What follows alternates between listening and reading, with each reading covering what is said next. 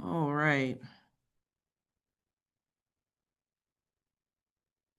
Okay, good morning. This is Jess Washington, CEO and publisher of the Dallas Weekly, and today we are joined by a true trailblazer in journalism.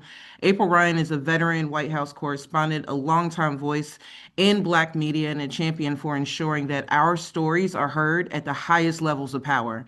As we continue to celebrate Black Press Week and also Women's History Month, and we honor dynamic leaders shaping our communities, we're proud to spotlight her as a 2026 Woman of Influence honoree. April, thank you so much for joining Dallas Weekly. Yeah, thank you so much for having me. I'm very excited. Awesome. So let's get right into it. As I mentioned before, you are a veteran White House correspondent, a trusted voice in Black journalism, and you spent your career asking critical questions that center around our community. Can you tell me today how you see the role of Black media involving and ensuring that our stories are heard, but also taken seriously at the highest levels? Black media is still so important. Right now, I'm an independent journalist who still deals with issues of the Black community, a community with the highest numbers of negatives in almost every category. So, therefore, um, it's important. And I mean, not many of us are out here, with what has happened to media. Black media has been very much impacted. And our voices, our questions, and our stories need to be told and heard as there is this moment of anti wokeness, anti DEI, an attempt to change the narrative. Black media has been and will be very important to the integrity of the story of America, to the integrity of the story of today, to the integrity of the story of yesterday. Thank you for that. And can I talk about like your work specifically has consistently bridged the gap between policy and the everyday realities of Black people? Why is it so important, Mm, as you spoke to before, why is it important for journalists to translate that complex national issue to information that empowers our community? mm.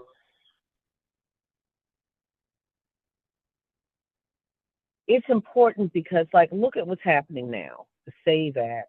Hmm. You have a lot of civil rights leaders who are saying it's discriminatory. It's a poll tax, like yesterday, to sit there and say people need an ID to be able to vote.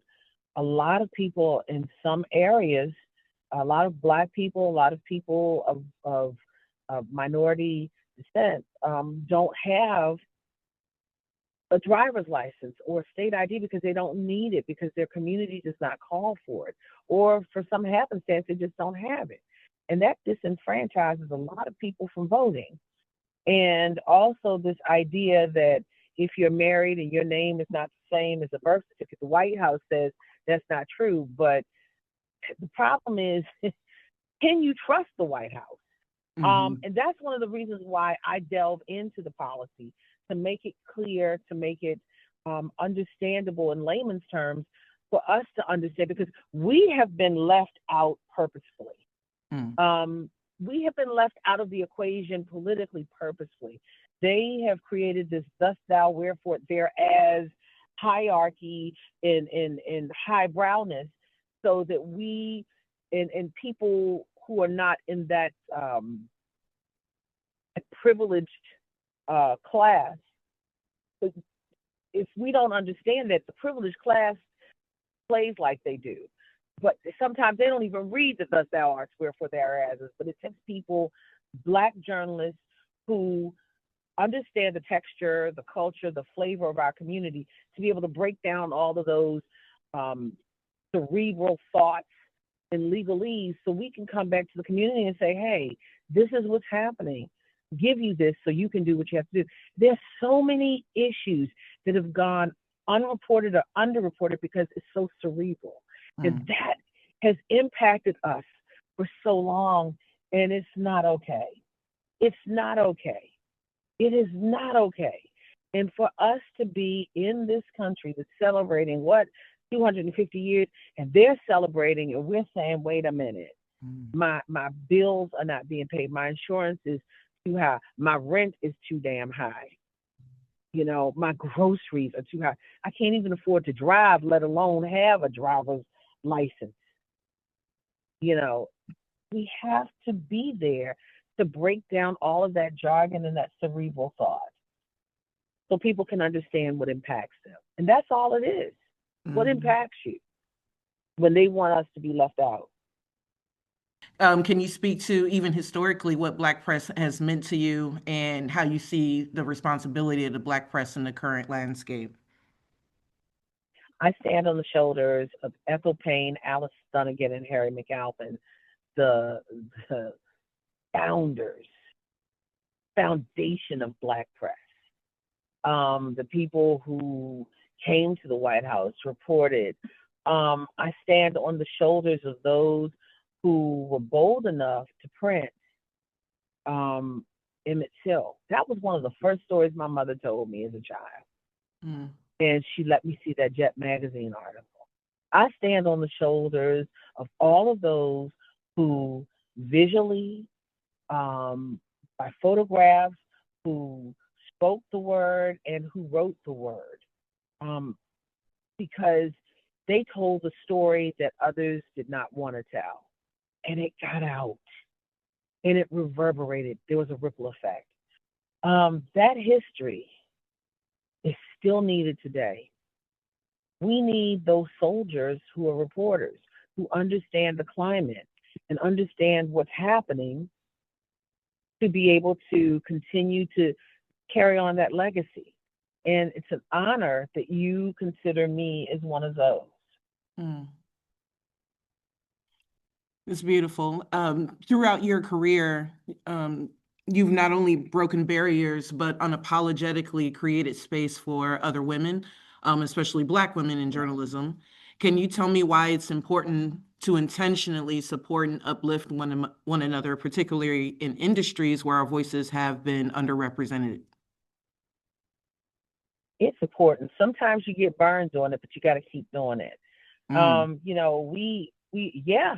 I mean, people don't understand that we reach one to bring them in, and sometimes people take it the wrong way.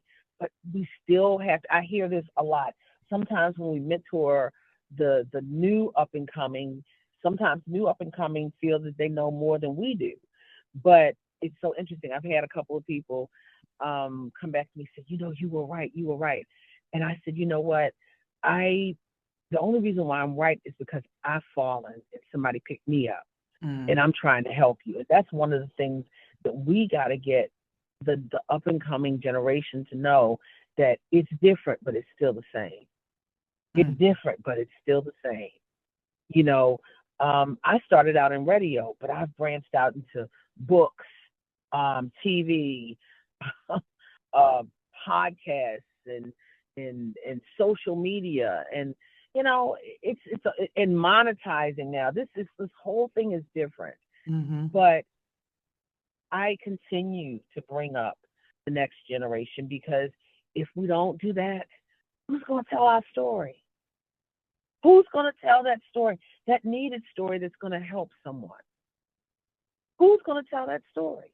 And I can't help but think there's several stories that really make me realize, and it's not about me. Reporting is not about me. It's about the broader community getting the information. But asking questions makes a difference, and listening and being patient. Over almost 30 years that I've been covering the White House, Mhm. I had two stories that really, I know, that gave an impact. The story about the Black farmers. I was one of the few people, really the only one for a long time, for 17 years, asking when are the Black farmers going to get their money? You know, in that second lawsuit from Bill Clinton to Barack Obama. They finally got it in Barack Obama's administration. Then the other story was the Central Park Five, now the exonerated Five. They came to me at the Congressional Black Caucus dinner and said, Mhm. thank you for asking that question, will the president apologize? And the lawyer for the exonerated five said, that question is is the foundation why we have that lawsuit against Donald Trump. And I'm like, wow, if Donald Trump had his brothers, if he had his way, these five men would not be with us today. Mm. Ooh, Yeah. that's a word right there. Exactly. Exactly. Yeah. And they come to me and ask me and say to me, thank you. I was in tears that night. Right. Mm. Life changing. Yeah. Multiple lives change. Exactly. Exactly. Yeah. Exactly. And the sad piece for the Black farmers, they're some of those people died waiting for the money. Some of those people died waiting for the money. So Mm. I don't know. I'm just thankful to God that we are at this point, that Black media is still here, even in the midst of a lot of these news organizations being cut, being firing a lot of us, people of color. I'm just thankful. I'm just thankful, and I'm And thankful I can still tell this. absolutely. Obviously, I share your sentiment as a 71-year-old Black organization. The days are tough, but we're just glad to still be standing. So, I have one final Yeah. question for you, and then I will Yes. let you get to your day. As a Thank 2026 Woman of Influence honoree, this recognition speaks to both your impact and your legacy. What does this honor mean to you personally, and how do you hope your journey continues to inspire the next generation to stand in their purpose?